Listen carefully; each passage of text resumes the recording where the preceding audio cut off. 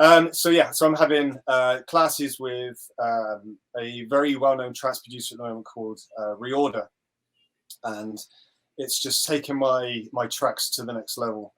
Wait, like the real Rihanna? Reorder, not Rihanna. Oh. She doesn't even write her own songs, let alone her own music.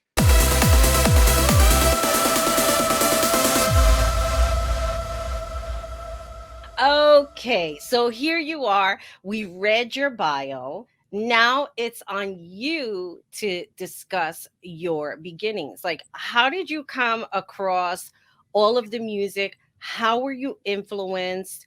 Other than what we read in your bio, now we need to hear it from you directly. Okay, so I grew up on hip hop, R&B, the hip hop scene and rap and stuff like that. And I loved everything from the graffiti, the DJ and the MCing and the breakdancing. So of course I did a lot of b-boying and thought I could spin on my head, but I couldn't. Just started enjoying the music for what it was. And then I really got into the DJing side of it. And I wanted to scratch and beat juggle. So from there, I went to meet somebody at school. Oddly enough, his name was Ian as well. Ian Lester, I'll never forget. And he introduced me to a DJ and a producer called Tony DeVee. And that was it. From there, I was listening to all these hard house tunes on Tidy Tracks, Nuclear's records. And I'm like, I just absolutely love this 4 to the floor beat. It was proper rapid. You know, you're talking 140 BPM and up. And I loved it. And I started saving my money. And I bought some Technics 1210s and a Pioneer mixer. And I thought, if I'm going to do this, I'm going to do it properly and learn on some direct drive turntables, none of this belt driven bollocks. So that, you know, I wanted to get the best equipment possible and improve as fast as I could. And I'm not going to do it on a pair of vintage wooden turntables. I'm taking the piss. Some vintage wooden turntables. I wanted to do it properly, and that was it. I started buying records, and a friend of mine at the time, he taught me how to beat match, and that was it. Never looked back. I absolutely loved it from there. It was just an indescribable feeling. And then I got to play as all apprentice DJs do in your local pub and house parties back in the day. I was always the one responsible for bringing the music to house parties when we were like 16. But jumping forward to when I got my turntables, I started mixing at a local pub, and it was called the Tavern. And I didn't quite have a residency, but I played there quite often as like a guest DJ, if you like, somebody else. And then that was it. I worked my arse off to get as good as I could. And just the feeling of making people dance, making people happy with music was, I don't know, I just can't describe the feeling. It was so, I don't know, poetic, for want of a better word. I just loved the feeling it gave me making other people happy.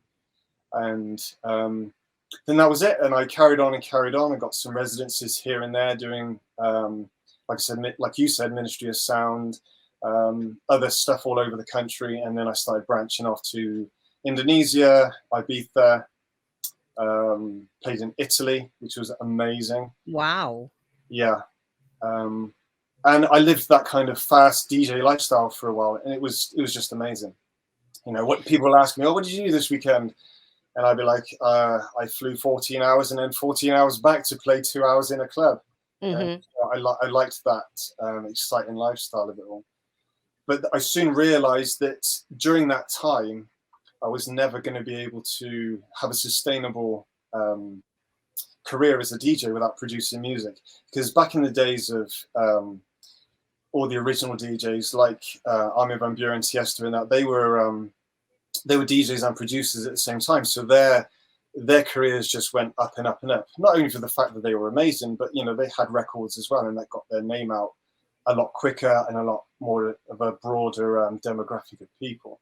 So I bought Ableton Live, which was my DAW, the digital audio workstation that I used to write my music in, and taught myself as much as I could. And then I realized it was a lot more difficult than I ever thought it was going to be. It's so intricate, and it is like rocket science. Until you get like an understanding of chord progressions and melody patterns, how to use percussion in a certain energetic way to create rhythm and pace and all this other stuff. So a couple of friends back home were producers as well. Neil Stone was the first person who helped me out. He was a drum and bass DJ and also produced a bit of jungle here and there. And he kind of set me on my way. Then I reached out to Ali Wilson, who was an established producer and a DJ during that time.